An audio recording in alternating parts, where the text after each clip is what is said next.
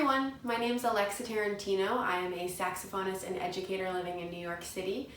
I work quite a bit with Jazz at Lincoln Center in their education departments. I run a summer program in Massachusetts called the Rockport Jazz Workshop, and I am fortunate to travel around the world as a musician and educator. I'm so sorry that I couldn't be with you in person this month, but I'm happy to send you some videos courtesy of the Tri-C Jazz Academy. And today I'm going to be talking about two of my favorite warm-ups. These are my fundamentals. I can't start a day of practice without these two things. This first exercise is called ha-ta-tas. Some of you may have heard of this, and a couple people have different variations on them, so I'll tell you mine and you can take it and see what works for you. So it's exactly as it sounds, ha-ta-ta.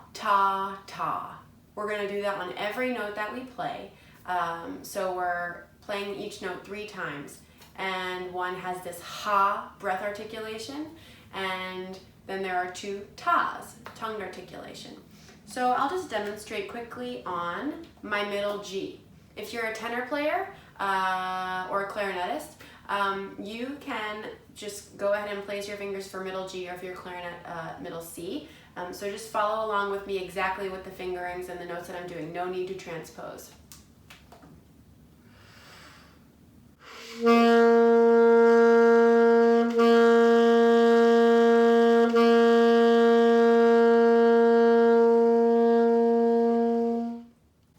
there's one ha-ta-ta, and what you'll notice is that I did not remove my embouchure from the mouthpiece through that one note. I'm keeping my embouchure completely set, and if I were to move on to another note to continue the exercise, I would breathe in and out through my nose. So your main goal is to not remove your lips or your embouchure from your setup here. And the reason that this works so well for me is it's sort of like doing my sit-ups and push-ups in the morning, but for jazz, for saxophone. It strengthens my embouchure, it gets me set in my ideal setup, keeps me in shape. So I'll do this for about 5 to 10 minutes every day. And the cool thing about this exercise is that ha articulation really highlights any weaknesses or inaccuracies that you have on a particular note. When we play a note with a ta, that's a nice crisp and clean articulation, and it's polished. It's like delivering something on a silver platter. But if we go ha, there can often be some difficulty in getting a note to speak, or maybe a note is too easy to speak and it's ha. Maybe you hear some grit or a squeak, or a little bit of a, a little ha stutter to get to it. So for saxophonists and woodwind players, this highlights our air support and our air control, our breath control on each pitch throughout our horn. Throughout our horns, we're gonna have notes that speak more easily than others. And throughout each person in your band or each colleague, everybody's gonna have different strengths and weaknesses when it comes to what they are able to get in terms of breath control throughout the horn. So for me, my low C sharp is a tricky note for me, but I might have a few friends who have no problem with low C sharp and they have a little bit of a problem with middle E flat. So it's different for everybody. When I practice this exercise, I go from middle G, chromatically, up to middle C, back down to middle G, back up to C, and back down to G. So I'm gonna demonstrate this in time here, and I want you to watch carefully as I'm going to breathe in and out through my nose in between some of these pitches. I'll just demonstrate about 3 for you. Ready? Go.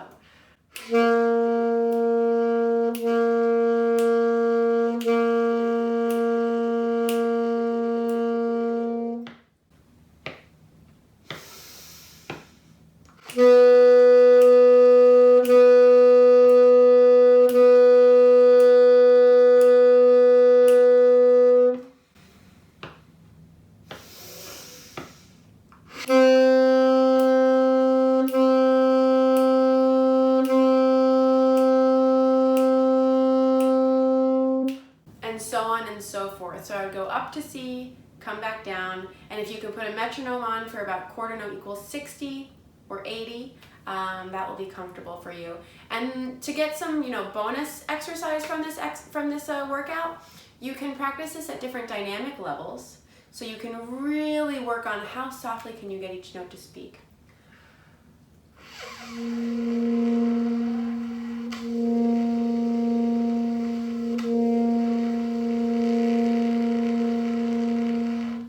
that's you know, quite a subtone there, but it's a great exercise to practice all the way down lower register.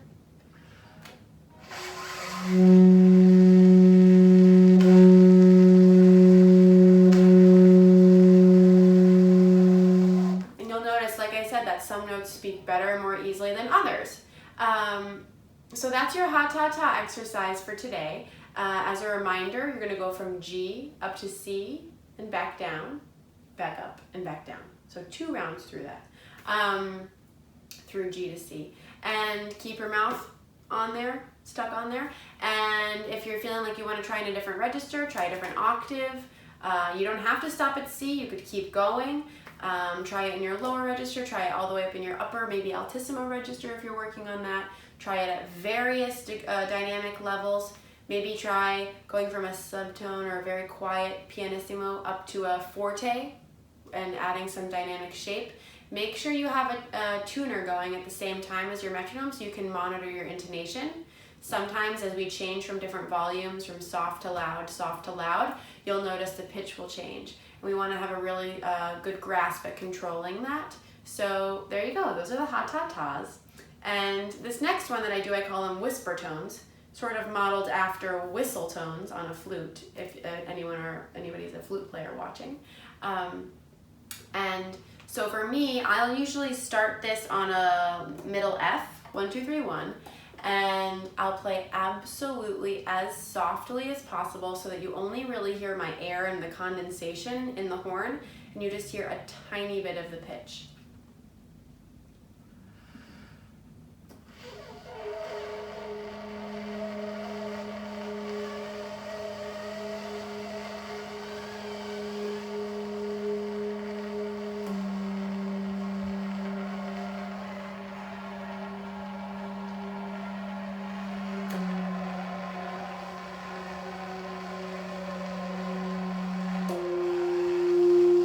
So the idea is that I'm controlling the speaking point, like that breaking point of each note.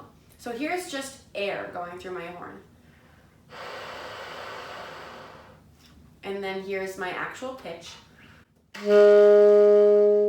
And now here's me finding that speaking point of the pitch. So I'm going to go from just the air, add a little bit more pressure on my embouchure to start creating a bit of a pitch.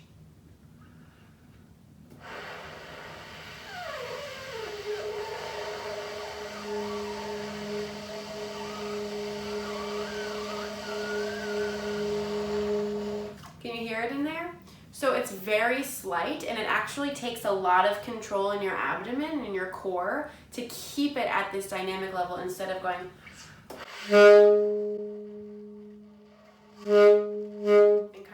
and kind of jerking around like that.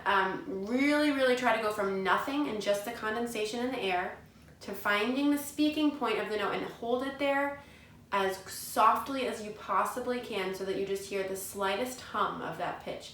So I'll do that all throughout my horn. I'll go down to low B flat, I'll do it up in the upper register, and this is not like the ha-ta-tas, there's no restriction on your embouchure, so I'll just kind of hold it out for as long as I can, almost like a drone, and then I'll switch to another note. So there are my ha-ta-ta and my whisper tone exercises. I know, long tones aren't always the most exciting thing to practice, but for me, I'm finding during this quarantine time that it's quite therapeutic to work on these fundamentals. So even if you can just set your timer for 5 minutes of ha-ta-tas and 5 minutes of whisper tones and keep a little journal of which notes you're playing during each exercise, it's going to make a world of a difference in terms of your breath control, your air support, your intonation, and your overall sound in general. All right, thank you so much, everybody. Hope to see you soon. Again, thanks to Tri-C Jazz Academy for bringing this video to you. Take care. Happy practicing.